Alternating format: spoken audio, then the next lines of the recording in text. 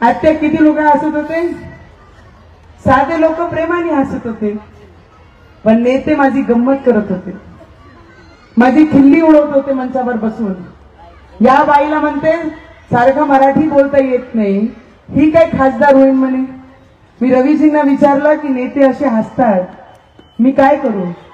म्हणे डॉक्टर बाबासाहेब आंबेडकरांनी म्हटलं संघर्ष करा, आणि हेच तुझ्या संघर्षाची सुरुवात इथूनच आहे, आणि हेच संघर्षात तू जर खरी उतरली तर येणारा भविष्य तुला कोणीच थांबू शकत नाही।